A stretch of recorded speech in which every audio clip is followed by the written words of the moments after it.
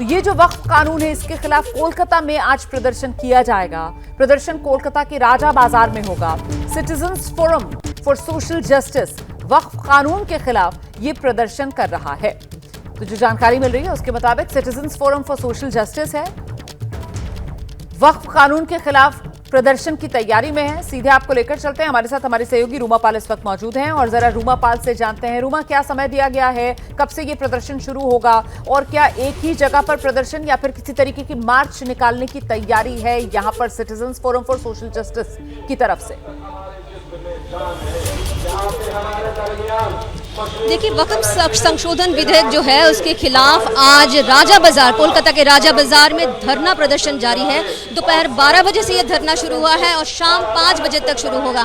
अभी कुछ देर पहले ही नमाज अदायगी हुई है, उसके बाद ही कुछ अभी लोगों का अभी जमा होना शुरू किए हैं। मैं दिखा देती हूँ थोड़ा, एक यहाँ पर जो चित्र दिखा देती हूँ कि जो सेव मस्जिद, सेव कब्रिस्तान, save the constitution, stop the Waqf bill, इसी के खिलाफ ये अभी जो देख रहे हैं, जो लोग यहाँ पर बैठे हुए धरना प्रदर्शन जारी कर रहे हैं। देखिए, बता दें कि कोलकाता में इससे पहले भी शुक्रवार को जुमा नमाज के बाद किंतु लोग सड़क पर उतर आए थे। भारी तादाद में लोग सड़क पर उतरे थे और प्रदर्शन जारी किया गया था, क्योंकि उनका एक ही कहना है कि उनका मानना है कि ये जो विधेयक पास किया गया है ये सरकार उनकी संपत्तियों पर कब्जा या फिर नियंत्रण करने की कोशिश कर रही है और उनके जो उनका जो अधिकार है, उनके अधिकार का हनन करने की कोशिश कर रही है और इसी के खिलाफ वो धरना प्रदर्शन कर रहे हैं।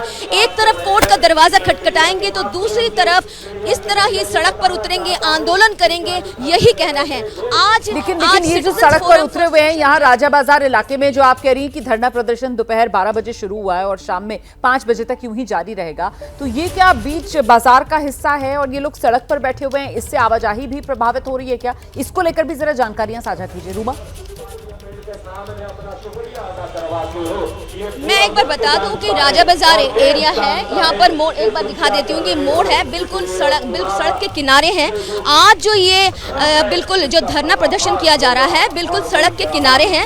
वहाँ से कुछ यातायात ठप होने की कोई उम्मीद नहीं है, क्योंकि यहाँ से मैं दिखा रही हूँ, ये जो आप देख पा रही हैं, यहाँ से बसें जा रही हैं और यातायात व्यवस्था चालू है। और साथ ही बिल्कुल लेफ्ट की तरफ है, यहाँ पर एक शामियाना यहाँ पर किया गया है। उसके साथ साथ यहाँ पर जो लोग हैं वो धरना प्रदर्शन कर रहे हैं। इससे पहले मैं बता दूं कि शुक्रवार को भी कई लोग, कह सकते हैं कि भारी तादाद में लोग सड़क पर उतर आए थे। उस वक्त भी यहाँ पर जैसे प्रदर्शन किया गया और पाक सर्कस एरिया में था, इस तरह से और भी प्रदर्शन जारी किया जाएगा। यहाँ पर जो लोग हैं उनसे मैं बात करने की कोशिश करूंगी कि आज आप लोग धरना प्रदर्शन कर रहे हैं, एक तरफ कह रहे हैं कि कोर्ट का दरवाजा खटखटाएंगे तो दूसरी तरफ इस तरह आंदोलन करेंगे, ऐसा क्यों?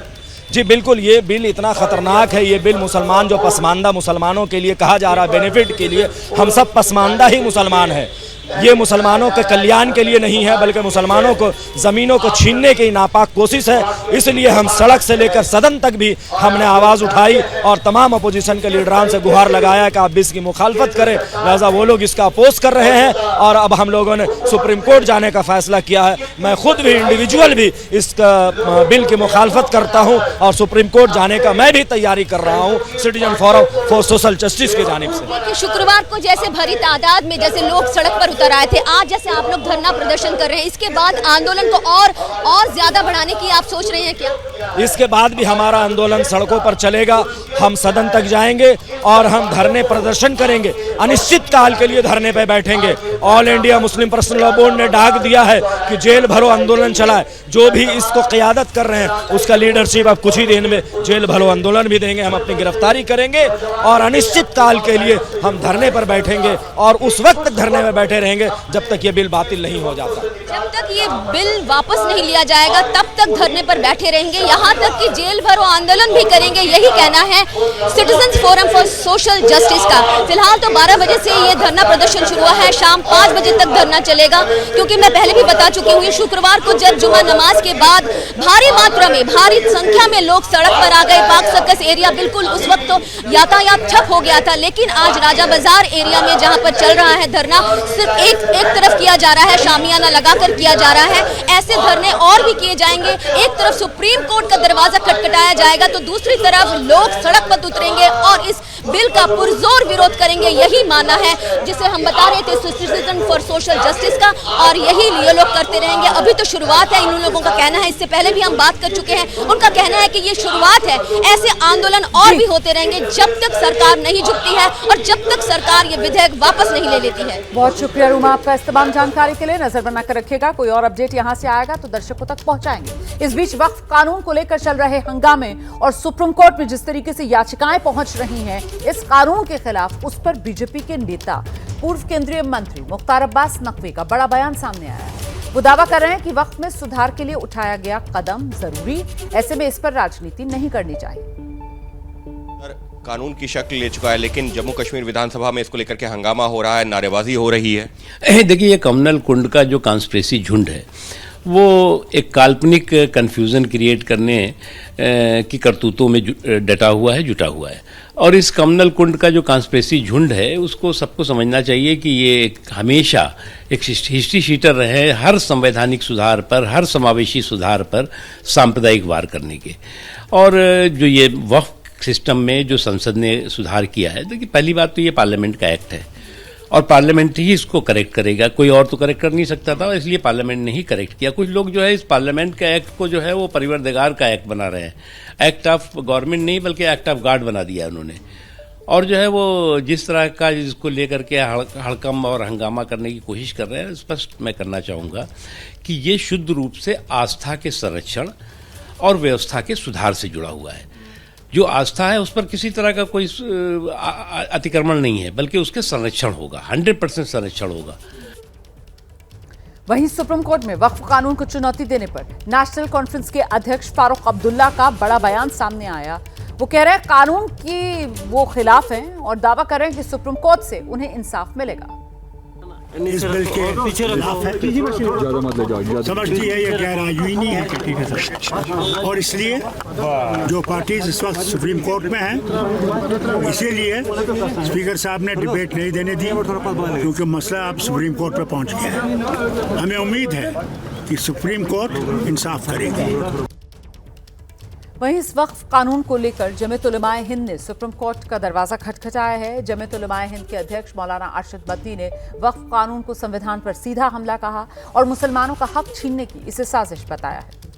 इस चीज़ को समझना चाहिए कि वक्फ ज़मीन और वक्फ करना, वक्फ जायदाद, ये हमारा एक मजहबी शिआर है।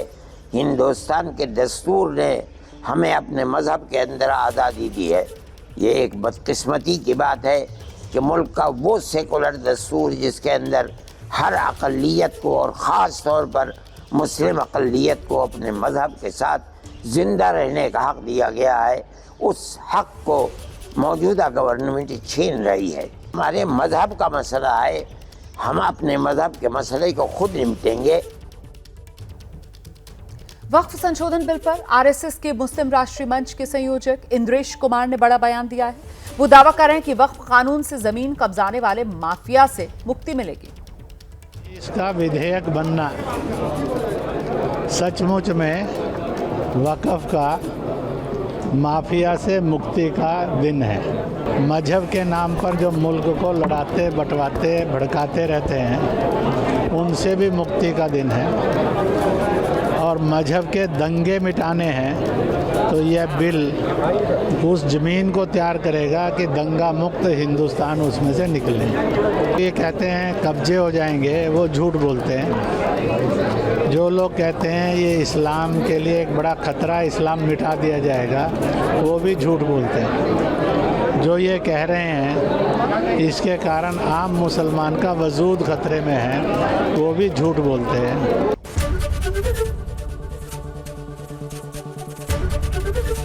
एबीपी गंगा, खबर आपकी, जुबान आपकी।